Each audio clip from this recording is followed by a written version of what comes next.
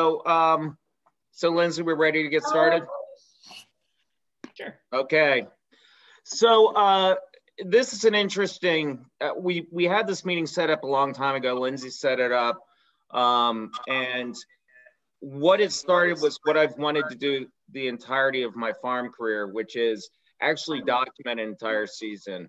I paid to go to film school for 4 years, so it's time that I start using my degree. And so we're going to do one of these each month. I'm going to be documenting the course of a month, and we'll have some highlights from it. It starts with February, which is going to be the greenhouse and seeding and starting the growing season.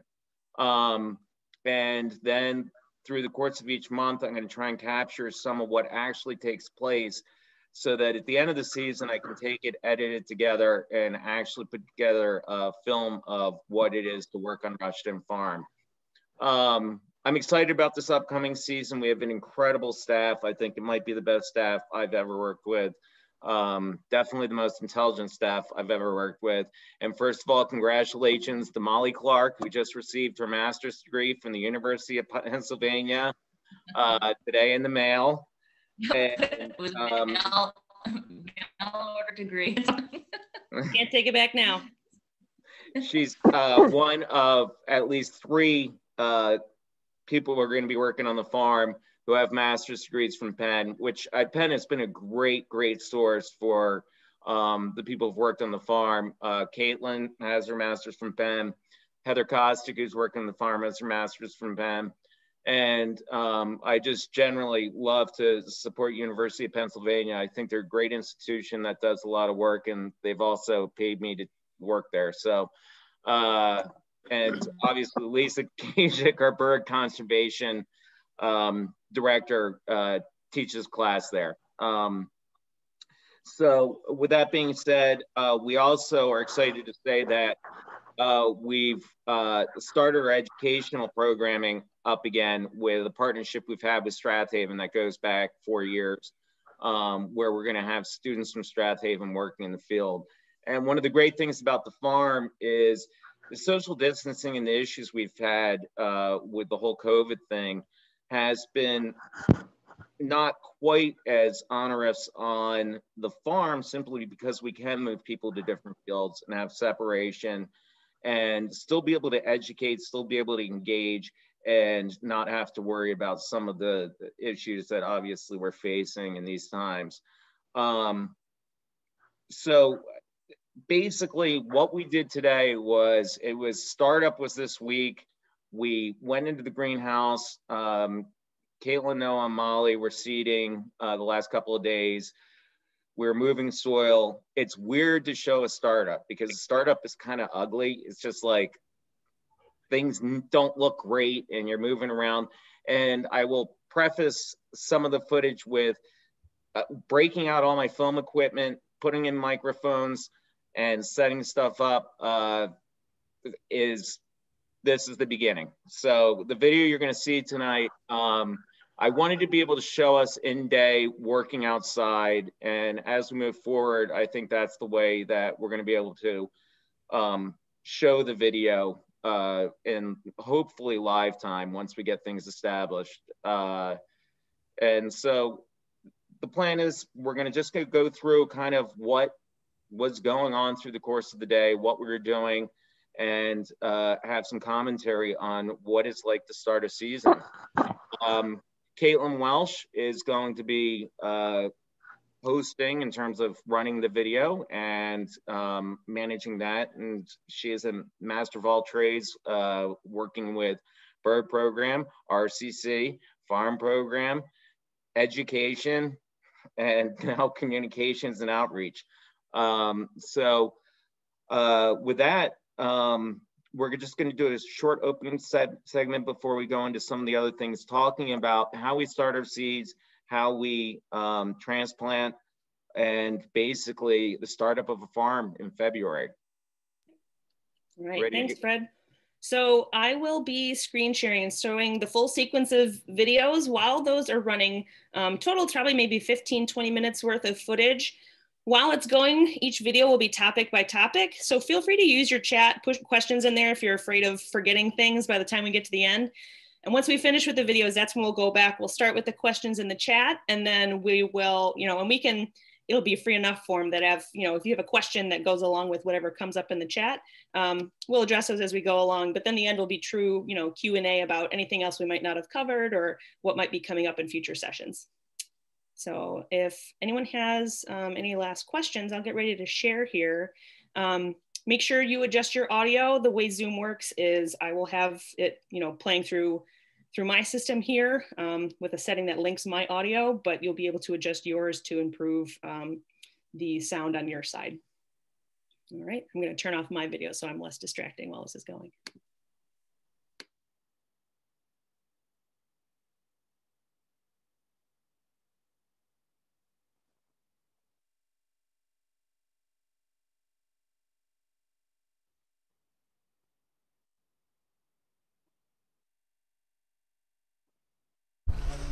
So here we have the Russian Farm greenhouses where Caitlin, Noah, and Molly are in seeding stuff right now.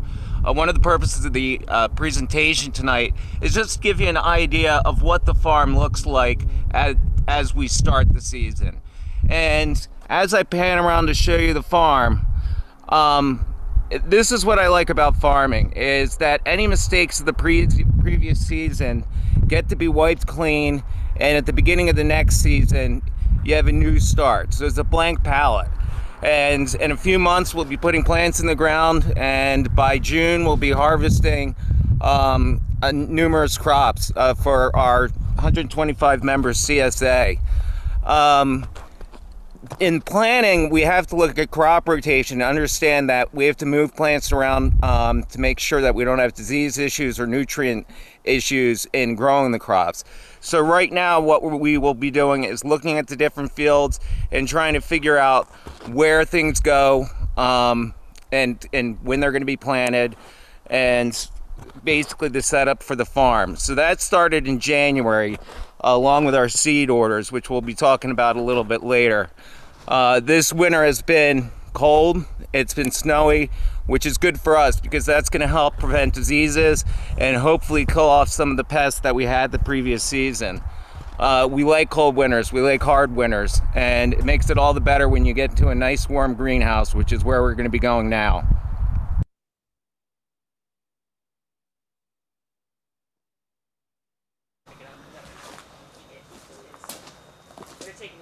Hi.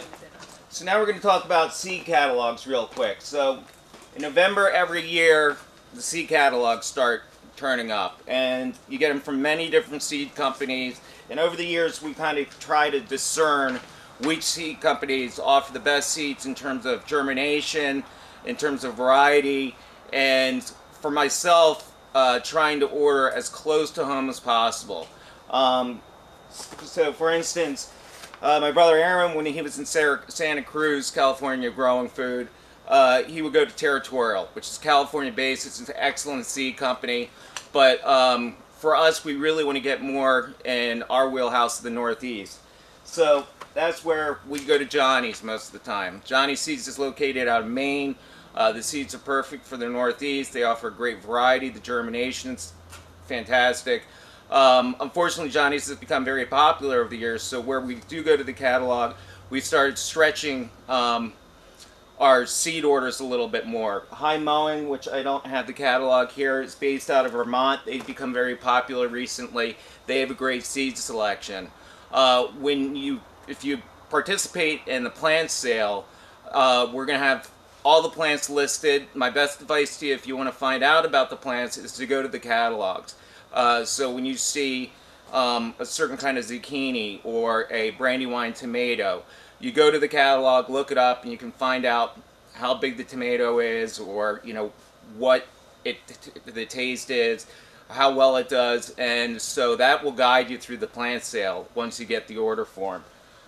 We also, Burpee is a local Pennsylvania company, and they're one that is grown on me lately because they offer some varieties that aren't available anymore, particularly the Early Girl tomato, which is one of our biggest tomatoes. And then Fedco. Fedco is a popular one for organic farmers, partially because a lot of the seeds there are grown by farmers who sell their seed to Fedco. They're based up in the Northeast, and they're just really a popular company with farmers, as is another growing seed company, Fruition Seeds, out of New York. They offer a great variety, and I definitely would suggest looking for them. They're actually a really good company for flowers as well. Noah, do you want to talk about Stellan and Tortora? Sure. Welcome. I'll peel By the way, from the seating table for a moment. Today happens to be almost the day or two before the full moon in February. So this is a really good time. Although we start each year by the calendar dates, we are extremely excited when the calendar date on our planting schedule aligns with the lunar cycle. And this year we feel like we're starting the season off on a good note, because that is indeed happening. So when you look outside, even today or this evening, you'll notice that we're really close or even at the full moon for this month. And typically speaking, things that plants are all affected by the lunar cycles, just like everything else on the planet. And the most obvious example of that is the tides. So even the water on the planet and the water in the ground and the water in ourselves and in the plants are all affected by the ebb and flow and the gravitational pull of the moon, and to some extent the other planetary bodies in our universe. So in the 1920s, a gentleman named Rudolf Steiner decided that there was a lot of practical farming information that was passed on from family to family through word of mouth and generation that was slowly becoming lost. And so what he did was he took some time and he gathered up some of these farming practices that were based in trial and error. And that was basically the science, the agricultural science that people had during that time. So once he compiled that, he sort of gave a lecture and outlined a lot of these farming practices, and that was the basis of what became biodynamic agriculture. And that is a style of agriculture that is based in organic farming, but also utilizes some of the old world growing techniques and traditions that have been around since man started farming. And so here in Pennsylvania, we have quite a lot of organic farms. There's one in Kimberton, the Camp Hill Village, and they make this calendar every year. And this calendar, it shows, it outlines what the different planetary bodies are doing at any particular day during the growing season during the year, and also through their research, what that particular moment in time, how that will affect the plants that are grown in the fields. And so although we use our planting schedule, we will also refer to this catalog as a way of deciding what we should plant and how we should conduct our day-to-day working on the farm.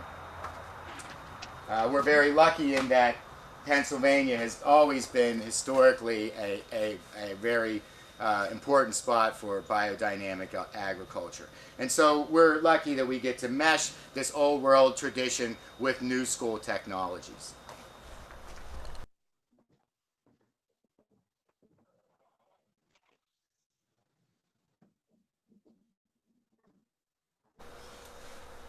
Okay, and as Fred mentioned outside, our season starts here in the greenhouse. A lot of the plants that we grow will need a longer growing season than we can actually get by planting the seeds outside here in Pennsylvania.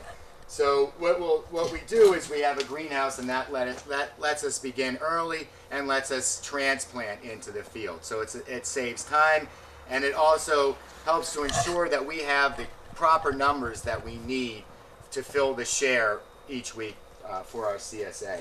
So we use these plastic seed cells, and they come in different sizes. This happens to be a 200 cell, so it's fairly tiny, and we'll use these for things that we transplant out in the field for the most part rather quickly, or things that we are going to plan to transplant into another larger container to keep growing in the greenhouse later on.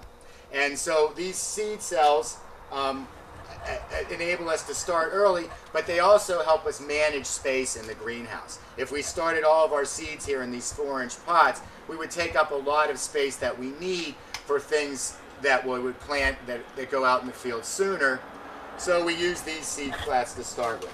What we do is we have a grow mix here made by Vermont Compost that is an organic product that utilizes coconut husks and compost as well as some granite dust in order to make a grow medium that for the most part is a little bit better for the environment than your standard grow mix that contains a lot of peat moss. In addition to be better for the environment, the coconut fibers actually help the grow mix act better in the seed flat. It retains water and it doesn't shrink as much, and it doesn't dry out between waterings and create such a hard surface area that the water can't penetrate.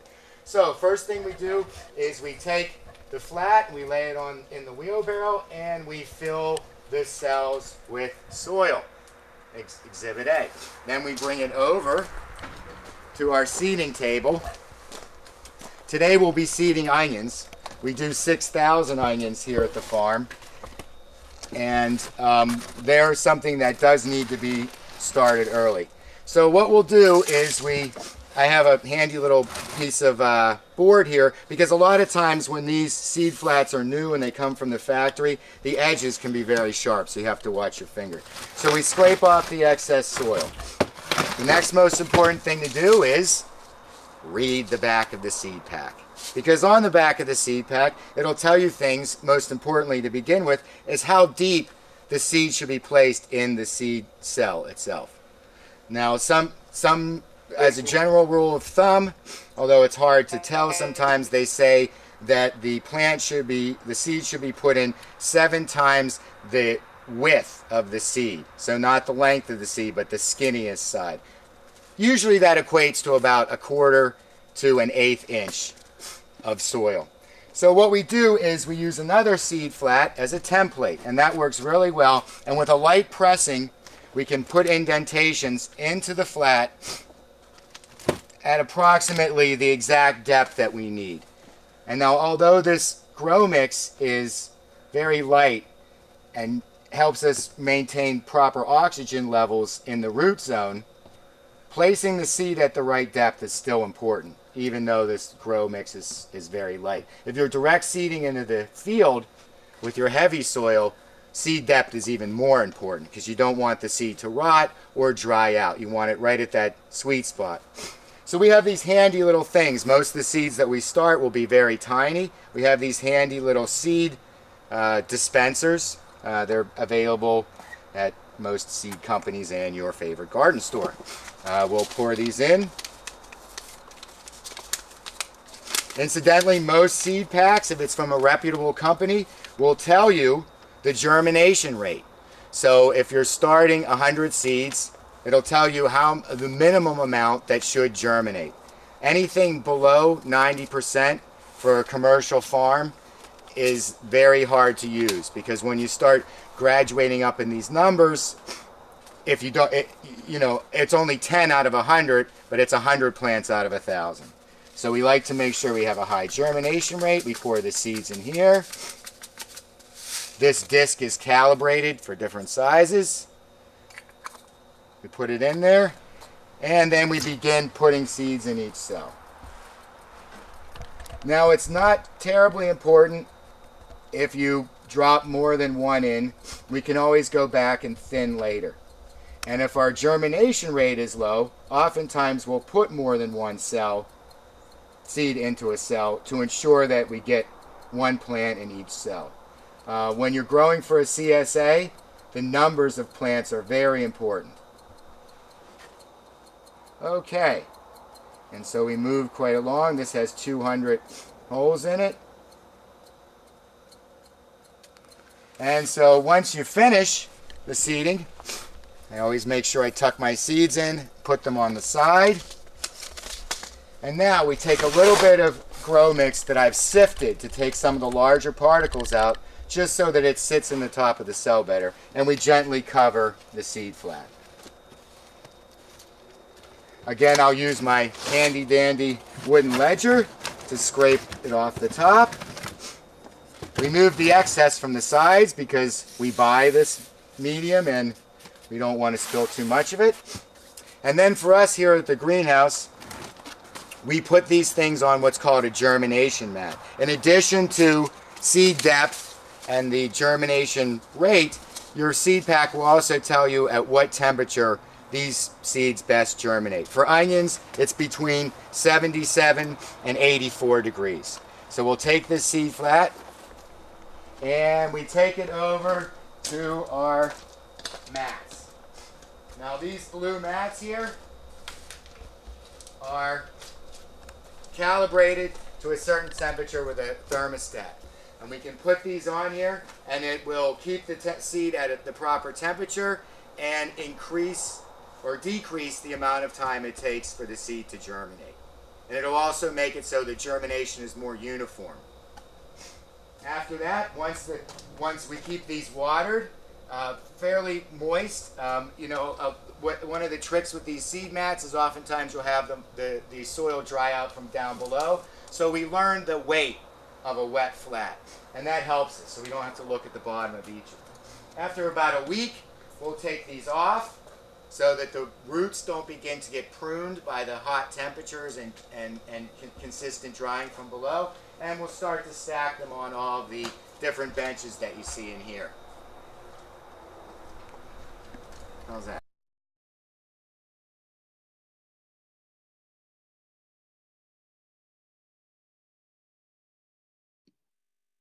All right, I believe Fred wanted to take a moment to acknowledge some newcomers. Yeah, so anybody who joined late, basically the introduction to this is, I think we kind of decided today, which you'll see a little bit in the video, that we are gonna really try and document the entire season on the farm. We started up in January, but technically yesterday was our first day seeding. And so what we're doing is talking through. I'm kind of laughing at it because I mentioned earlier, after 4 years in film school, breaking out equipment at 6 in the morning and trying to figure out how to use it. I think it came out all right, but we have some audio issues in the next part. But I think this is the beginning of understanding. And I think the perfect thing is having the snow outside and seeing what it's like to be in a 100-degree greenhouse, planting seeds, starting what is going to be the next season. If you missed the introduction, it is really showing that we had a real winner. And that's something that's been unusual recently. And we're happy for it because it represents, it freezes off pests, it helps kill off any disease in the field. And we're just looking forward to being able to go forward. So what we're looking for this season is we're going to do one of these a month. And at the end of the season, I'm going to try and edit them together to create kind of a short film about what it's like going through a course of a season. So we'll have a Q&A at the end of this, but Caitlin, if you would go forward.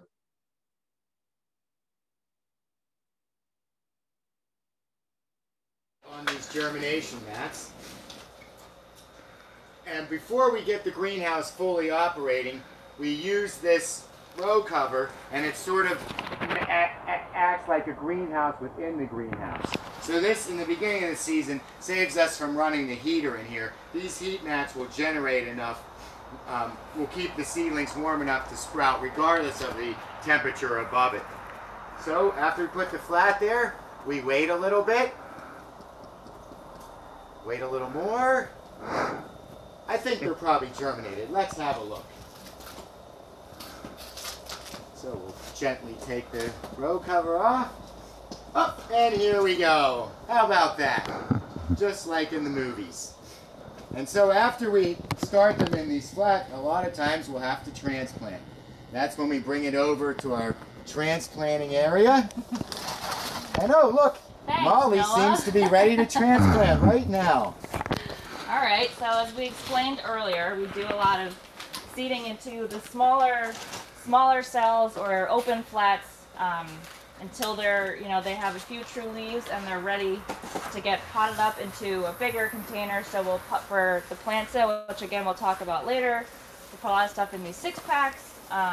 We have things like peppers and tomatoes will go in 4-inch pots or 3-inch pots. And then for us, a lot of the stuff that we go and put out and transplant out into the field will get potted up into these 50 cells. Just gives them a little bit more space to keep growing while we still have them in the greenhouse until they're strong enough and the conditions are ready outside. So we call this potting up or transplanting these. It can be a little bit of a tedious process. It's a lot of just gentle handling of the roots. You want to try and not damage the roots at all, or damage them as little as possible. So for Hold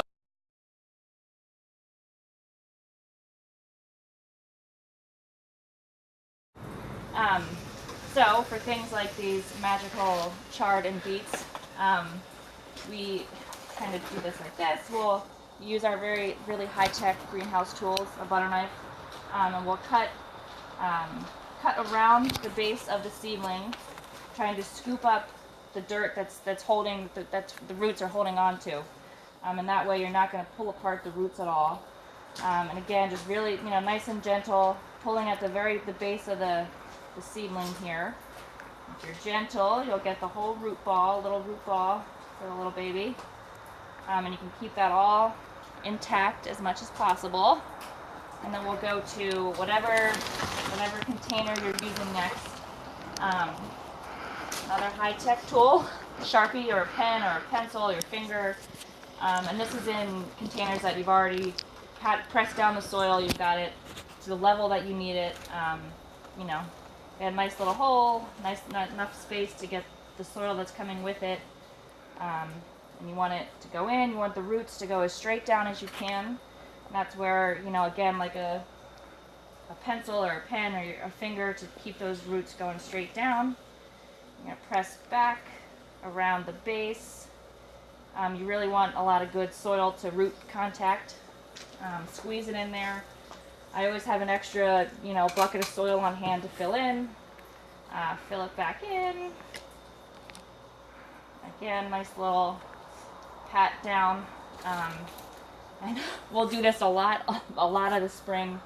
And as soon as you have your tray full, it's really critical too to get this a good soak pretty soon, so the soil and the roots can really mesh together and you get a good growing base. Okay, and with that, just want to say we'll be talking about this tonight, but we will be doing a second format of this right before the plant sale when the greenhouse is full and you can see everything growing.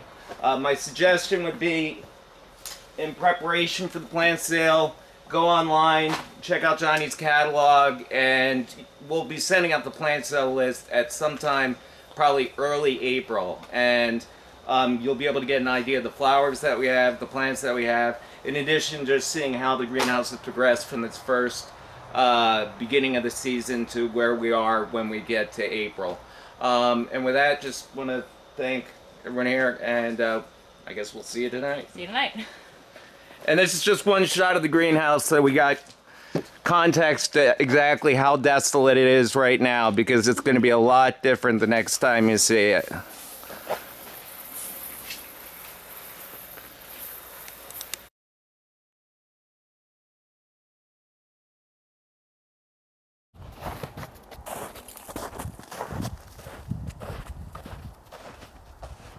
Hello, and welcome to Rushton Farm. I'm Fred DeLong. I'm the Community Farm Program Director.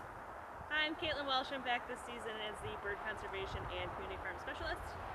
Hey, it's Molly. I'm the Production Manager. Hey, it's Noah. Welcome everyone. I'm the Field Manager. Oh, go ahead. And we're ready for season 2021. This is the first of a series that we're going to try and do through the season to show you what it's like for a season on the farm. Right now we're obviously in the frozen tundra. The greenhouse is hot and warm and seeds are going. It is February 25th. We're going to be doing this in regular intervals just so people can get an idea of what a season looks like. So welcome to Rushton Farm and our first episode of, what are we calling this? Fun in the fields. Fun in the fields. There we go. Thanks. Episode 1, Frozen in the Fields. Frozen in the fields.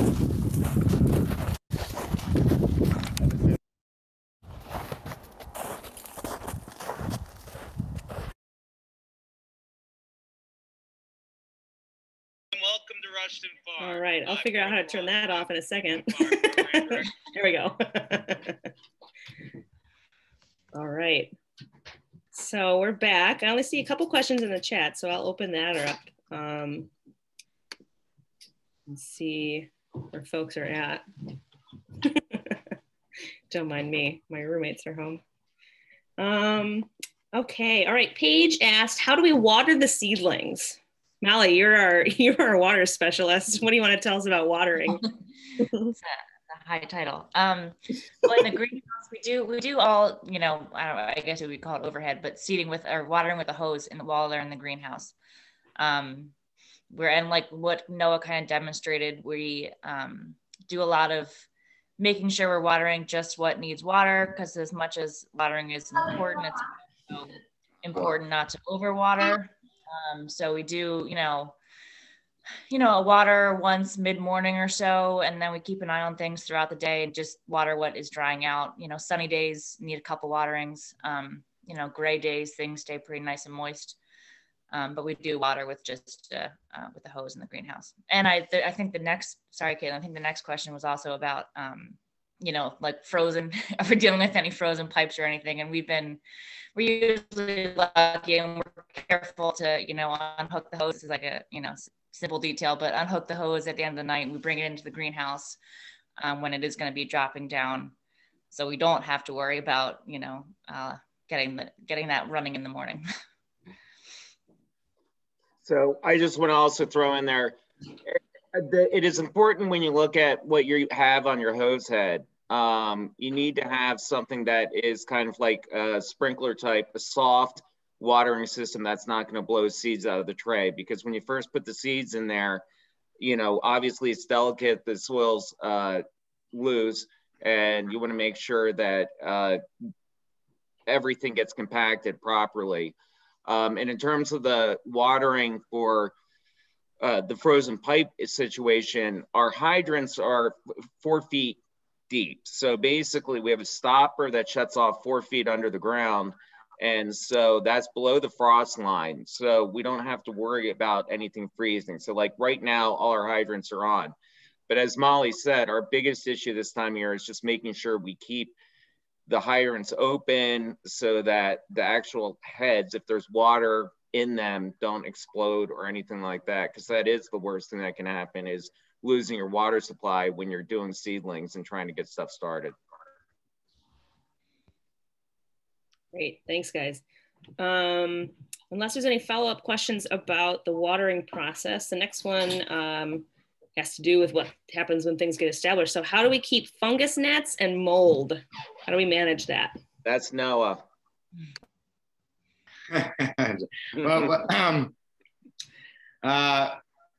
I think Fred wanted me to field this question because he knows that I'm obsessed with fans. And but pretty soon, every day, you'll notice that I will gradually add one and more fan. There'll be fans at our feet, fans at our sides, fans at our heads, you know. So in addition to the other fans. So I guess what I'm saying is good air circulation is one thing that, you know, I really feel helps.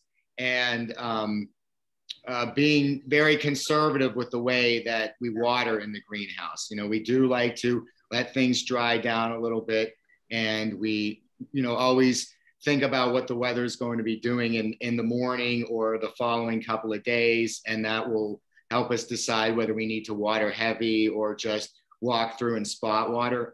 So reducing the amount of extraneous water in the greenhouse that you might have noticed, I mean, there's a few things here and there in the greenhouse, but everything is off the floor. And we do maybe make sure that is left that way in the fall. so that we don't have any place really on the floor that any sort of molds or little beasties or things can rot. And so, good cleanliness, making sure that we shut down the greenhouse when we're done with it in July, and letting it have a time when there's nothing in there growing helps to reduce the amount of pests that you'll have to deal with throughout the growing season. And moving the plants along properly, not leaving them in there too long, ensuring that we get them out and hardening them off helps too. We do end up with a few fungus gnats, but typically that'll happen about close to the summer solstice in June, and it mainly just affects our basil seedlings. I hope that's helpful for you a little bit. But I just say, I mean, a lot in the spring with damping off and other things is, watering is just really important, and maybe not watering when you don't really need to. I mean, oftentimes if it's cloudy in the morning, and suddenly the sun comes out in the afternoon, people will have that knee-jerk reaction that like, oh, my plants need water, it's sunny now. But then they'll be going into the evening with a lot of wet foliage, and cold, wet soil is much worse than for the roots of plants than cold, dry soil. So, those kind of determinations help with the watering, and that usually reduces the fungus and pests that we have. Great, thank you. Yeah. Next question. This is an interesting one that I think I've asked you about before, Noah. Have you ever experimented with starting plants with our own seeds? And I'm taking that to mean seeds that come from after we've produced things for the season and things have fruited and, flowered and produced seeds. Do we ever grow anything from those? Is that what you mean, Elaine? Yeah. Yeah. I'll answer. Yeah, we do. Well, our garlic, for sure, we save every year and plant. That's clonal, so it's not quite a seed, but that's something we save a certain portion of our garlic every year, and that goes back into the ground. And when we harvest, we usually set aside the bulbs that we feel are most desirable for planting, and then we'll hold those off and we'll give them to you for food, and then plant them again in the fall. We have in the past saved lettuce seed. Lettuce is really easy. It bolts, obviously right around the summer solstice, and it has a fairly easy time the rest of the season developing its seed head, and they crumble out easy. And with a colander, you can separate the chaff from that. We've done beans in the past, and some heirloom tomatoes. Fred and I have selected particular ones. Now, hybrid tomatoes, anything if you see with an F1 after it in a catalog, those have parents that are different. So that high school gene graph comes into play, where not all of the seeds that you get will breed true to what you see you have or what you're getting the seed off of. But any heirloom tomatoes, you can certainly save the seeds from them. And cucumbers are relatively easy to save seeds from. And all your lettuces and your greens and even arugulas. And in the farm shed garden, if we're lucky, the dill and the cilantro self-seed and basically grow themselves a fall crop also. So some of the things on the farm, we like those kind of freebies where it's a semi-free range herb or something like that. Yeah, and I'm gonna jump in on there because I can't get to the freezer in time, but we have a variety of hot peppers and some couple of tomato varieties that I have in the freezer that I've been saving seed since I was in my teens. And what happens is they stop seed varieties. So you can't get them anymore. I know Noah and I at once grew the greatest pepper I think I ever had was the yellow pepper called Labrador. Remember, Noah? Yeah, so they stop the seed varieties because they get other hybridized stuff. And so you want to be able to hold some section of that seed population so that if they do decide to stop growing them or they decide to go another direction, you have that seed and you can continue it. So this year, We'll have several varieties of peppers and tomatoes that come from seed that was saved. And I think that's really important. And it's what Noah talked about with the hybridization versus the natural stock. You got to make sure. Steve Spinner, who I think is on, mentioned this to me. I mean, the seed corporations are really beginning to control how seeds are distributed. You're seeing smaller and smaller collections of seeds. So I think it's important to go to independent seed operations, or at least save your seeds. So look at it. And like Noah said with the F1, just look whether or not your seed is an open pollinated or hybridized version. And that should help you a lot in understanding more about your seed varieties and being able to save, because it's pretty easy to save them. I'll show you this real quick. I don't know how this is going to show up. It's not. Well, actually, Fred, this comes into one of our next questions before Fred shows his fancy high-tech setup. She said, any tips for those of us without a greenhouse and starting seeds in our home? Is timing different? One of the funniest / most like cleverly thrifty things I've seen is people saving those plastic containers from rotisserie chickens from the grocery store and basically using those as like a little budget mini greenhouse. There's plenty of room up for sprouts to grow up, whereas like with those clear plastic egg cartons, they're great size this way, but they're usually not super tall, so you might be limited as to how much things can grow inside those. So that's a budget start. But now, Fred, if you want to show off what you have there. No, that's actually great. I mean, that's where I was going into, which is starting seeds isn't that difficult. I mean, getting them up, getting them going can be done in any level.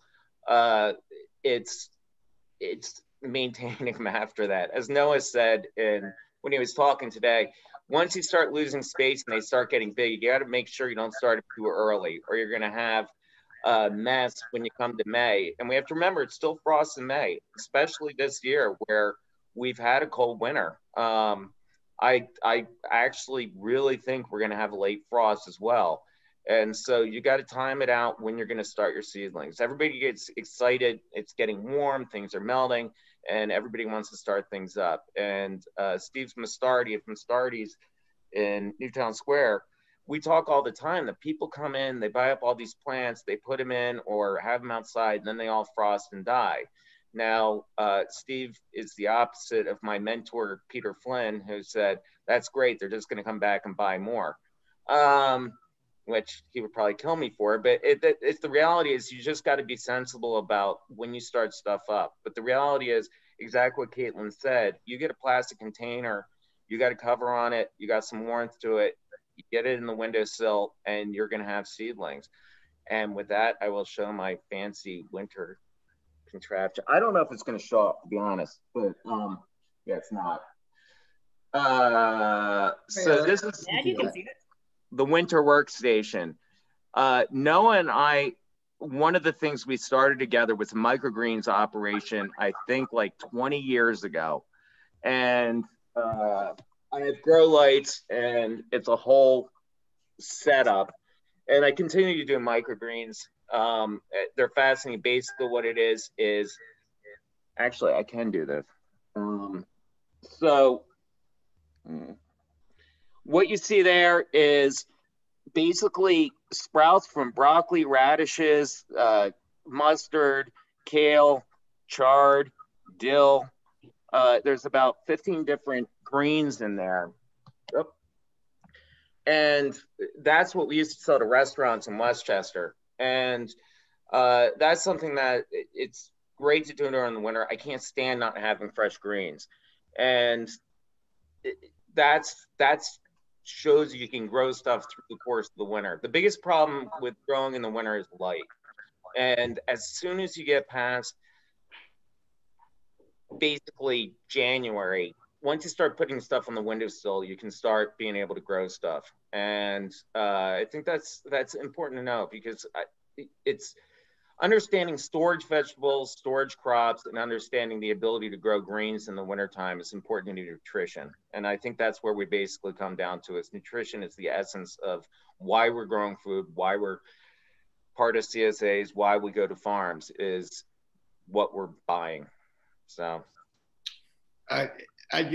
One little tip, I've been doing it here with some hydroponic basil we got at the store that we're keeping alive, is if you are going to do the windowsill thing, try to take them off the windowsill at night, because you know, with your heat running in the house and it being cold outside, it's going to pull a really cold draft of air over your containers, and so that's going to chill the root zone well below the ambient temperature of the inside of your house. So that's one thing that may help them germinate a little more quicker, or not tend to get as leggy as some starts will do in a windowsill. You know, tomatoes and peppers are very hard to start that way. So we sort of encourage people to do some of your lettuces, some greens, any of the brassicas, you know, things like that. You know, some flower starts if you wanted to. Things like that you'll have more success with starting at home in like a less than perfect condition. And then, you know, that's when you can trust your local farmers and nurserymen to provide like a good quality pepper or tomato start. Because they, like Fred mentioned, them getting leggy and being root bound for too long will really set you back. So the greatest intentions of starting it early like that with tomatoes and peppers might end up actually backfiring. But with lettuces and greens and your salad things and radishes and scallions and flower starts, they're certainly a great way to start them as just the windowsill, you know? Yeah, I wouldn't recommend starting peppers or tomatoes at all at home. I think, you know, we have a plant sale too. No. Yeah, I know. I was just gonna say, or don't start them on purpose anyway. I had two sun golds, two sun gold plants that I had last year. Like they were like my COVID miracles that were seeds that were in. I had a worm bin in my apartment, a vermicompost bin. And I opened it one day after leaving it alone for a long time to find that seeds had volunteered. And so I scooped those puppies out and put them in some pots and just was like, let's see what happens. And every week I would come into Molly and be like, Molly, what do I do now? And they eventually like flourished, and I had 2 full-on tomato plants, but it only happens by accident when you don't expect it. Yeah, the reality is that it's, especially with some plants, the Solanaceae, the eggplant, tomatoes, peppers, are really, really dependent on getting the right nutrients, the right soil and everything early on, and enough sun. So you can get a plant, but it isn't necessarily as healthy as something that has actually been brought up in a nurture situation. We have to recognize that these plants are not indigenous to where we are. We're in the Northeast, and they're Mediterranean crops. And we've seen that recently with some herbs and some other crops like basil, where we're seeing diseases and fungus come in simply because they're not meant to be grown in this region. And that's the great thing about farmers, is then they start trying to hybridize and figure out the problems and be able to fix those problems. So we had a good basil crop last season, but we saw one basil crop completely drop off, and we saw another basil crop that did quite well. And that's because it was a new variety that somebody figured it out what the problems were. And so greens are the best thing. That's why I consistently grow greens through the winter. But basically, I rely on everything that Russian has in terms of plants and everything else, including my garden, once we get into the season. All right, so we're getting close to 8 o'clock here. I've got a couple minutes if we go past 8. So folks who want to stay, you can stay for a minute. But these last few questions I see in the chat all have to do with more or less seed selection. So how do you choose what you're going to grow each season? Who gets to choose the flowers? That's a fun one. And any particular flower varieties we recommend starting from seed? I'm going to start that off and just say that, so my mom, one of the reasons I'm in agriculture is because she worked at Longwood Gardens and was a huge flower person. We had these incredible floral landscapes named like Monet, which was supposed to be the colors within the colors that Monet used and stuff like that. I hated flowers because I had to do that. And I had to go out there and weed, and I had to do stuff like that. And but when the farm started, my brother Aaron loved flowers, and he worked with my mom, and he grew flowers. And we went into the field, and the first thing he said was, I want to be able to grow dahlias, and I want to be able to grow flowers, and I want a flower garden. And we were working constantly at that time. And I'm like, if you want to do it after 12 on a Sunday, you can do it. So he and Ashley Brister, one of our first farm managers, went out and they cranked out the flower gardens you see today, the perennial garden and the annual garden that's planted. And they did that all in literally like 8 hours, busting it just to try and get that in. Since then, that has been inherited by whoever wants to take it on. Molly is the one who currently is our curator. Noah is also an incredible flower person. So Molly, do you want to talk about flowers? I mean, Noah as well, obviously. I've been learning from both of you. So, and I learned, you know, Chelsea, I think I kind of took it over as a connection to Chelsea, because Chelsea felt pretty strongly about the flowers. But it is fun to tweak the varieties. You know, we have our standards that, you know, that you're always going to see, are the zinnias and, you know, the snapdragons and Gomphrena, you know, as much color as we can get. You know, we pay attention year to year to see what did well and what, you know, we gave too much space. You know, there's not all of them are great at staying the full season. You know, like our snapdragons, you know, don't always last too long. They're really great early. So trying to get a balance between stuff that's going to bloom earlier and do well, you know, early summer, and then the stuff that's going to kind of keep the farm beautiful throughout the season. And that's where I have a special love for dahlias, because they do kind of come in later, and they keep going. Last year, I really think they kept going, you know, all the way to the end. So, you know, and this year it was funny. A lot of varieties got sold out. So you're going to see some new colors in the flower field. But I think that'll be good. I don't know what else, you know if you want to add anything. Yeah, I just want to throw in that Walt Dowling, who was a primary force in the creating of our deer management program at our preserves and at Rushton Conservation Center at Rushton Farm. He's this incredible dahlia grower who's won awards from Longwood Gardens. He's one of the top dahlia growers, and he first donated dahlias to us early on, and him and Chelsea formed a bond where they were trading. Basically, he was giving us dahlias and Chelsea was caretaking them. And dahlias basically form tubers just like potatoes or anything else. You harvest them at the end of the season, which Molly did an incredible job of.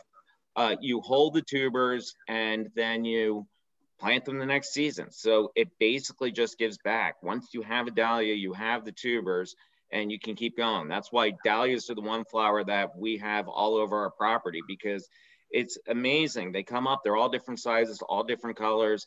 And so Walt has been really great. He also gave me my Delco dog, my German short-haired pointer that's sitting next to me. But I like that because it goes back to, and it's kind of going back to the idea of seed saving and sharing, which is the idea that within a community, within a farming community and gardening community, people are sharing stuff back and forth. So Molly's brother sent us some of the most amazing dahlias I saw this year that were my favorite dahlias. My friend up in Ithaca, New York sent me down dahlias, the tubers that we planted. And so this is kind of the sharing that you see. And when we talk about seed saving, it's the same thing. The Blue Beach tomato, which we've had on the farm, originally was given to Pete Flynn at a farm convention in North Carolina in 1991, I think. And we've grown it every year. Unfortunately, maybe not this year. But it's just, this is part of what farming is understanding that you're caretaking this heritage of vegetables and flowers and everything else through a period of time that you can share with other people.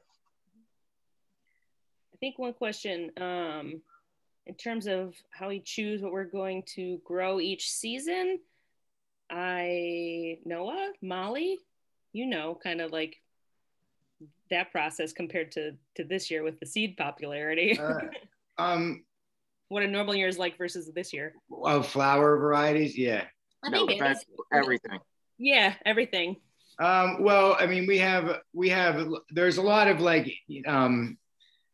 proven varieties, let's say. So there's this, a core group of varieties that we maintain most years, and there are some things that will sort of look at what the newer variety or the improved variety, and we'll trial a few of them and see if we like that, and maybe we'll swap that out. I mean, it's interesting. One of our head lettuces, we've used the variety so long, the patent has run out on it. It's not a hybridized lettuce, but somebody created it, and so now that's not available anymore. And those kind of things we switch to, like its cousin variety or something like that. So there's usually something that we can swap out. But it's interesting when growing long enough that we see varieties come and go.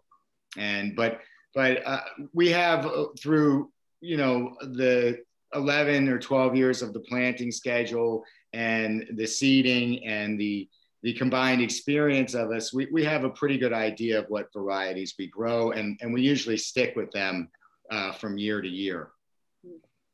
And so that that helps. That's sort of all written down in a big schedule book, and we draw from there. Yeah, just to add into that quickly, that is a problem, is that we lose seed varieties. And I mentioned in the little video, Early Girl. Early Girl is the greatest tomato I have ever had. And for some reason, everybody keeps canceling it. And it's a very early variety that is small. Everybody wants to go big. And so it's interesting when you look at these varieties, and when you choose the seed selection for them, you want to be able to maintain the same seeds. But as I mentioned earlier, this Labrador pepper that Noah and I used to grow just disappeared. And I'm going to answer a question to Marilyn Smith right now, which is, I actually have our seeds, a lot of seeds frozen or cool. Keeping them cool is the best way to save the seeds. It's just keep them dry, paper towels, just where they're damp enough. Crisper drawer is, at least it gets upset because our refrigerator is full of seeds. But that's the best way to save seeds. It's just someplace that's cool and damp. But going back to the seed question, yeah, the varieties, and this is also why I was removed from the seed, choosing seeds a couple of years ago, because Chelsea got frustrated because we always had twice the seed order that we expected. And she's like, you're just randomly, it's like shopping in a catalog. You just randomly order seeds. And so I was eliminated for about the last 3 years, and I jumped back in this year. And both Noah and Molly are like, where did all these seeds come from? Because I just look at it, you and you want to try these varieties, and then all of a sudden you're like, how are we going to plant all these? Well, it's like looking at a seed catalog when you're 2.5 months in a winter is like going to the grocery store hungry. Everything looks beautiful and wonderful, and you want it all. How are you supposed to choose? I'm not going to read that tiny chart. I want the pink ones. Yeah, and the first seed catalog always comes through the mail slot around Thanksgiving, and that one goes right in the wood stove at my house. I don't even look at that one. Then they'll send me another one in December. Too soon. You gotta learn to miss it. I saw something about flower varieties. Oh yeah, which flower varieties recommend starting from seed? Me as a teacher, it's like sunflowers. Teachers are like, right. I mean, students fast, sunflowers. Yeah, a lot of the like bigger seeded flower seeds, I guess is what I would say, like Tithonia, that's Mexican sunflower, or calendula. Marigolds are very easy. Zinnias are fairly easy. The finer seed ones that take, up to 2 to 3 weeks to come up are a little bit more difficult to do in general. And really, like, aside from the onions, the next thing that we start, which takes up a lot of attention, it requires a lot of attention and due diligence in the greenhouse, is all of the filler that's out there in the flower fields. And by that, I mean basically everything but the zinnias. So once you get the flowers in the field, they're relatively easy to grow. The real hard part about starting flowers is actually getting them up and raising them in the greenhouse. So the germination rate is oftentimes very low on them, and they're picky about the conditions that they're germinated in. You know, like for instance, just lately, last couple of years, Molly has been scarifying or hardening off the echinacea seeds before we bring them into the greenhouse. She'll plant them all and then freeze them in the smaller greenhouse, and we're having much better germination than we did before.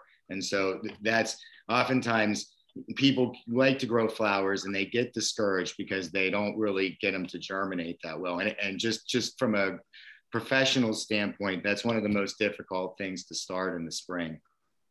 So sunflowers, marigolds, zinnias, Mexican sunflower, bigger things like that. And you know, divide your perennials also. That helps them and increases the show in your yard, you know?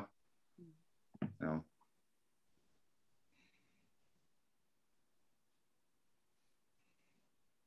And someone here actually could probably answer a lot of questions. Many of you, I'm sure, know her, is Sarah, who does Henry's Garden. You know, she's always got helpful suggestions for native plants, especially. So. Yeah, so I guess we segue just to finish this off with, we're going to be having another Zoom meeting with some more film clips at the end of March that will talk about the plant sale, talk about plantings. I hope to have Sarah Hutchin on because we're going to be involving native plants. And Sarah really is brilliant. She's a master gardener who's worked at Mount Cuba for years, and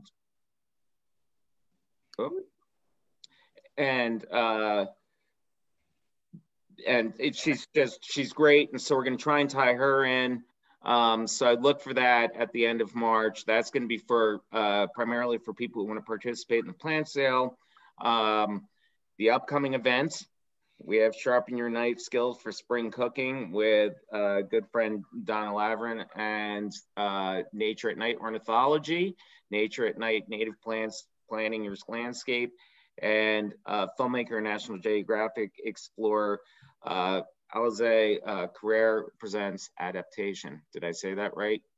Whoever knows the name. But I would look for this. This is something that I've been dealing with everything going on. We've been very fortunate that as a farm, we're able to work outside. We're able to have a coherent communication, be together. We've still had our community within the farm. And I appreciate that for CSA members and for people who come to the farm, which is understanding that we really do want to be able to see people. It's been tough for me this winter because when this started up, we were in the greenhouse and we had to make decisions about moving forward with the season.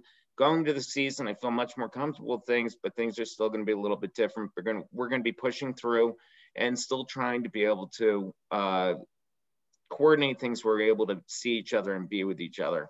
And just the last message on that, again, Molly, congratulations on receiving your master's degree from the University of Pennsylvania. And I also want to just briefly mention that, because I see Susan Lee, our education programming at the farm that actually went through last season, we had two students, a student from Great Valley and a student from Westchester, is amping up again this year, where we are now coordinating back with Strathaven High School. And we're going to have at least one student coming out and doing they're basically getting curriculum, being able to get credit for having their class time on the farm. So you can look for her, Melinda Lee, and we just look forward to seeing everyone and getting started up again. Yeah, thanks everybody. And in case some of you were latecomers or want to revisit any of this, we will be sharing the recording by email to anyone who is here. And if you have any questions, feel free to reach out in the meantime. Otherwise, you'll know where to find most of us within a few weeks' time. Yeah, if there's any last questions or anyone want to add anything before we close up the night. Thank you to everyone for being so engaged and putting all those great questions in the chat. It's wonderful to actually, you know, be able to follow up and expand on some of this stuff with everyone. Thanks, Caitlin. Thank you. Thanks, Fred. Thanks, everybody. Good night. Night. Good night. All right.